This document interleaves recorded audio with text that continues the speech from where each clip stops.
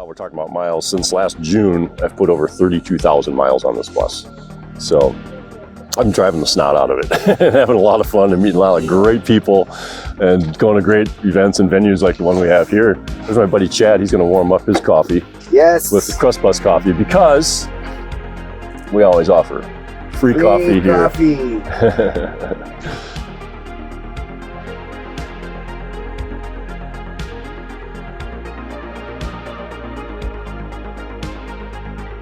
I think the way I'll do it is I'll tell you why I have the bus and then a little bit of history before I got it, which is kind of a whole big... Right, my 69 Bay Window Westie, which a bus I love, and I've put a lot of miles on that, and even more on this one.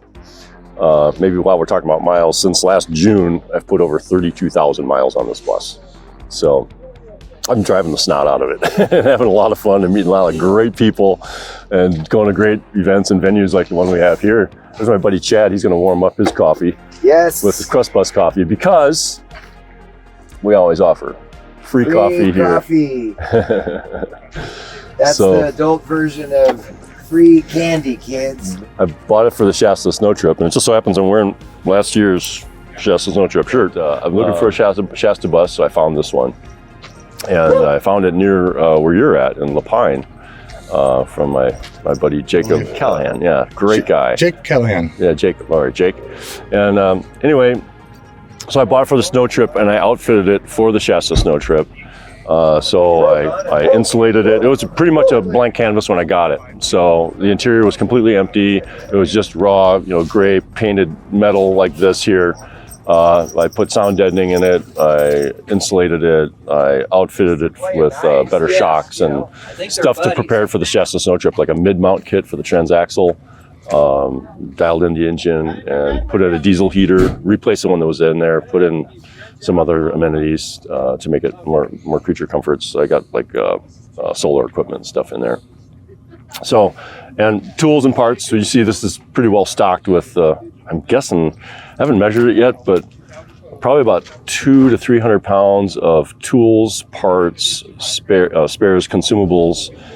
When I have a breakdown, I pretty much have what I need tool-wise and equipment-wise. I don't usually have too much anxiety about it because I was like, all right, let's just dig into it and fix it.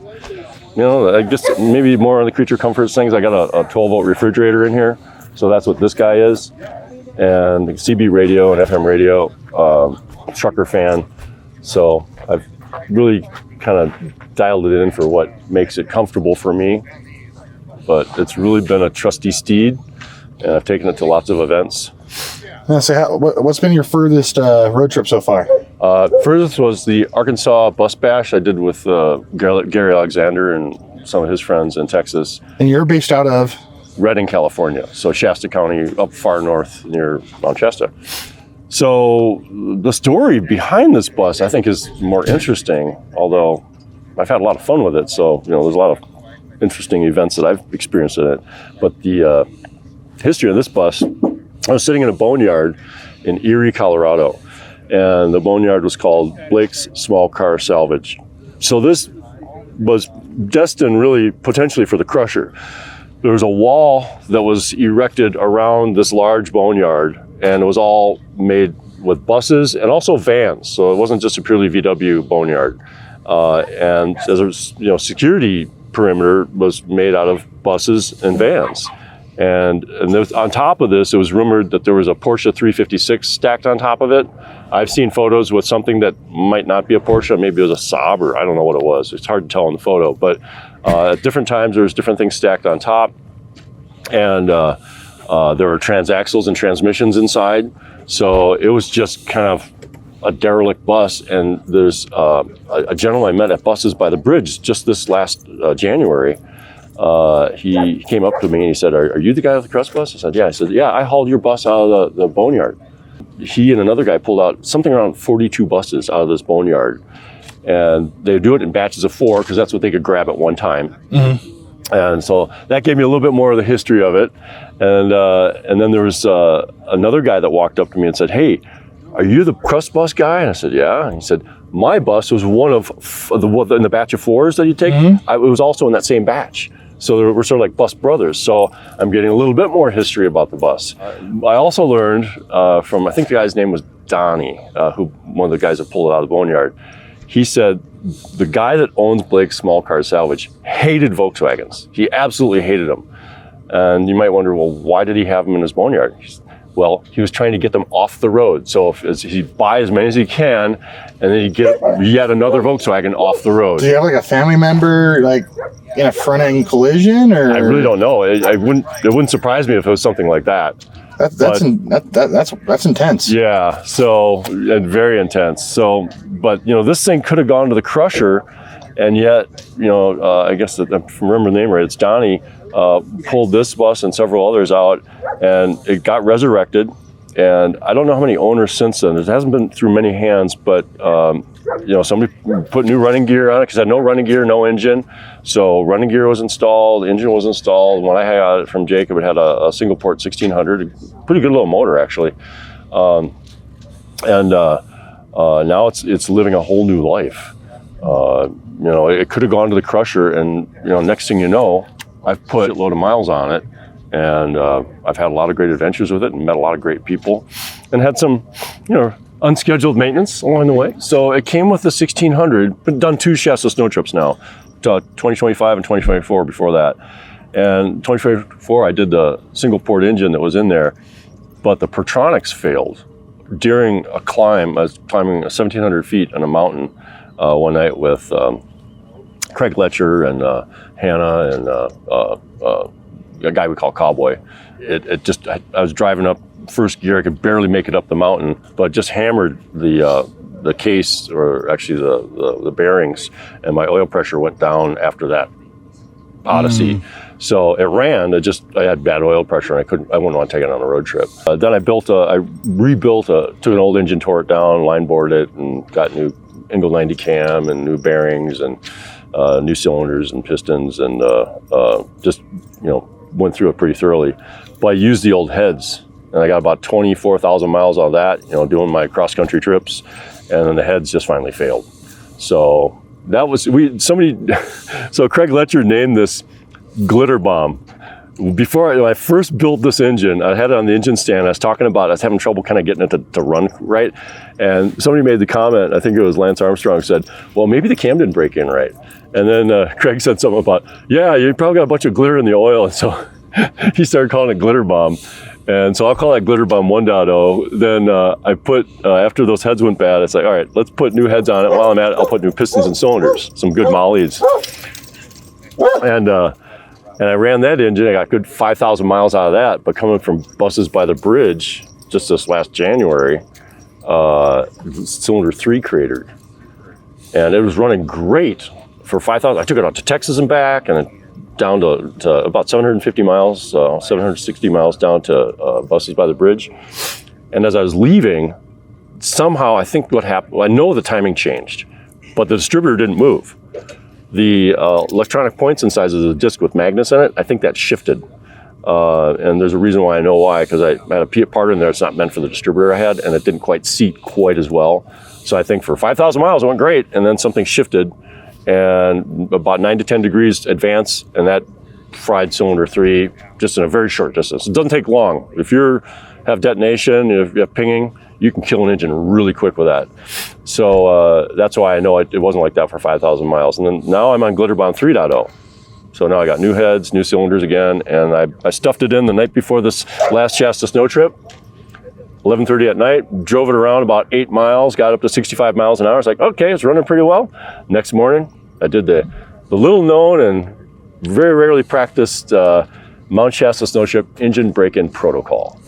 825 miles, ran like a champ, and I've taken to Texas and back, and now I'm on the Ausflug number 4. It's really been 2 engines, but one case, that was the basic platform, and I've done the top end rebuilds a couple of times. One engine rebuilt a couple times. Yeah, the top end. Yeah. I split the case for the initial overhaul, and then did the top end a few times. Yeah, but I love this bus, man, and I don't ever intend on getting rid of it. Really enjoyed it. I used to teach tech support engineers how to solve hard problems. I traveled the globe, 100,000 miles a year average, going to different countries where all the support centers were. I loved what I did. I absolutely loved it.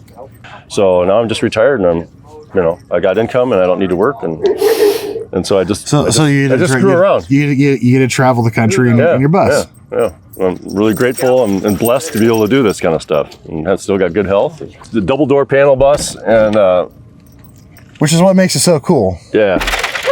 Pass-through buses are rad.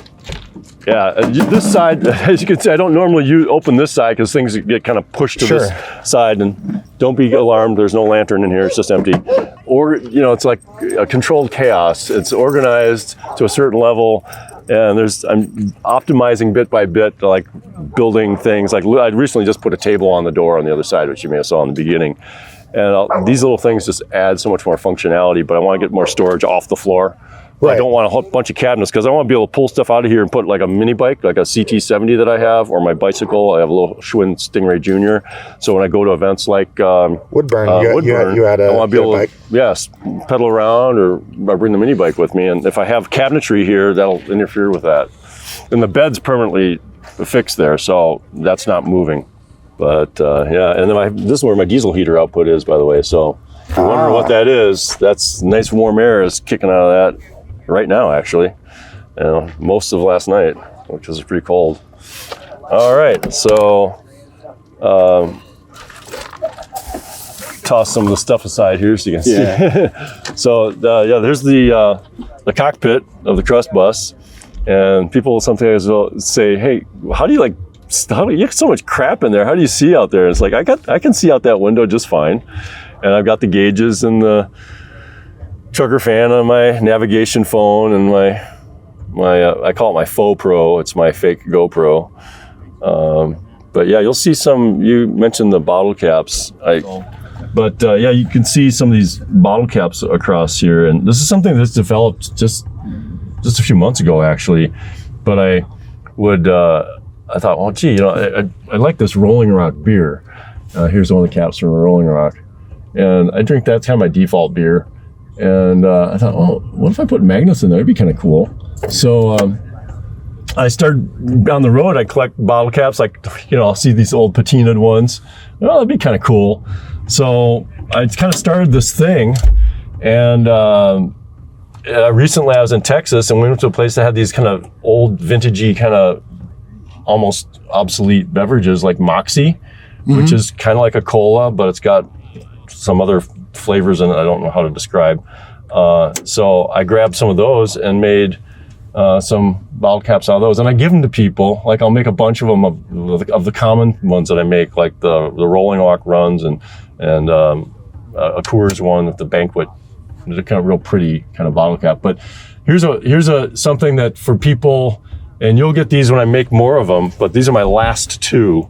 So I wasn't going to be giving them out, but I made some special ones for the Krust Bus. Oh, that's cool. And if you get one, you will be part of the Secret Circle Society. So next time I see you, I'll have some of these made up again. So those have been very popular, but I made 100 of them, and I want to keep these last two. And I'll make some more. So I just really enjoy this bus. I've done work. I've rebuilt the speedometer. Everything. Just several places in this bus. I've redone the airbox. They have my touch on it. I've really personalized it, and it's been just. I can't tell you how much joy I'm getting out of this thing. The VW community. The joy isn't just the bus and the places I can go, but a big part of things is the VW community.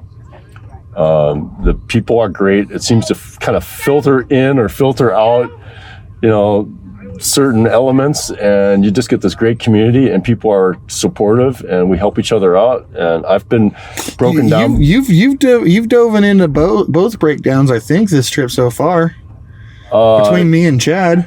Yeah. I mean, it's just part of the VW community. It's I just love doing it. It's very satisfying to help other people out. But I've been helped a lot as well. I've been on the side of the road, and Good Samaritans would stop by that might not have anything to do with Volkswagens, but very often I'll find out, oh yeah, they used to have one. But the VW community I've had people haul my bus back home after Glitterbomb 1.0 failed. The heads went bad. I was coming up I-5 in Southern California, And I just did a post on Facebook to let people know, hey, here's what's going on. Here's the latest development in the adventures of the Krust Bus. And somebody forwarded that post to a guy that they thought might be able to help me. And that guy was 100 miles away, Dave Goodry. Thank you, Dave, in Stockton, California. So I got AAA to tow me there. And then his son, that night after we all went out to dinner, his son said, hey, I have a trailer that I've rented today and I don't need to return it until tomorrow. I can haul you 200 miles up to Reading, which is a 400-mile round trip for him, and we can do that. And they're not asking for anything in return, although you always take care of people, right? But if I didn't have any means to, compensate him, he probably would have still done it for free. And this is just one of many examples where people have helped me out. So I just love the VW community. It's sort of like another form of AAA, if you will. a show in Lodi, California called Straight Up Dubs, and that was an overnight camp swap show event, which was really fun. The VW Classic, that was there was like a 3-day event in the Sacramento area that I attended last year, and that was fun. Skinner did the Combi Man. He sponsored the Combi Man drive-in movie event. I think it was last September, and it was a pretty cool event because some people from Australia had seen this Combi Man movie, and they had asked Skinner to maybe do it here in the U.S. And they actually, the husband and wife and daughter flew to the U.S. to California to attend and participate in this viewing of this movie, which they had already seen twice in Australia. They liked it so much they wanted Skinner to try it, and they're Volkswagen people, as you might imagine. So there's some other events. There's also this thing called the Classic the same weekend, and then Busses by the Bridge, which is like, I call it the family reunion of Volkswagens, because people come from all around the country and some people from different parts of the globe to attend this event in Lake Havasu. And I've done it twice, and because I go to events all around the western and southern parts of the U.S. and the mountains, and like in Utah, I'll see a lot of people there. So for me, it's really like a family reunion.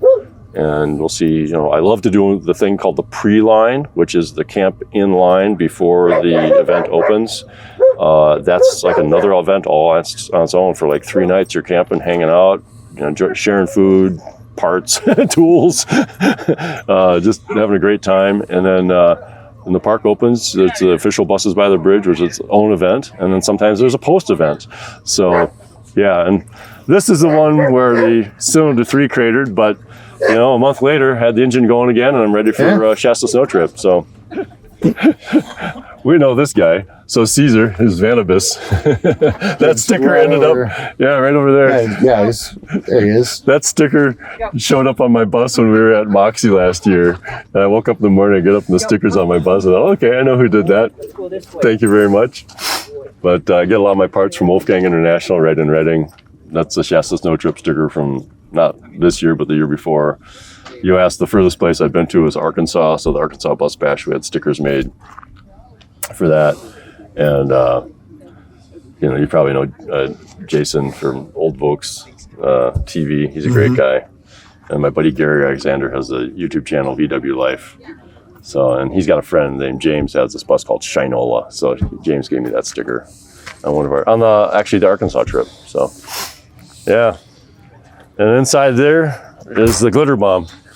So all the stuff down here didn't change, but the stuff on either side, when I've had to do some top end builds, changed. And this engine's performing really well. So it's, I've upgraded from single port to dual port, and it's performing well. You might be wondering about this.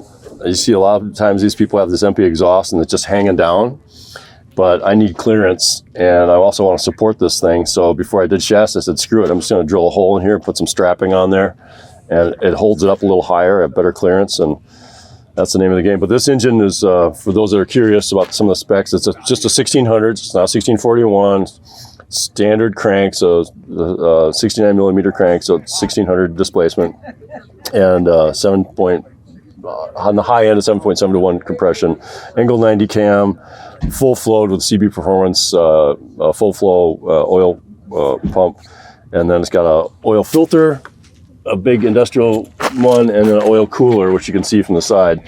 So because I do a lot of miles, I want to keep that oil as clean and I'll keep it as cool as I can.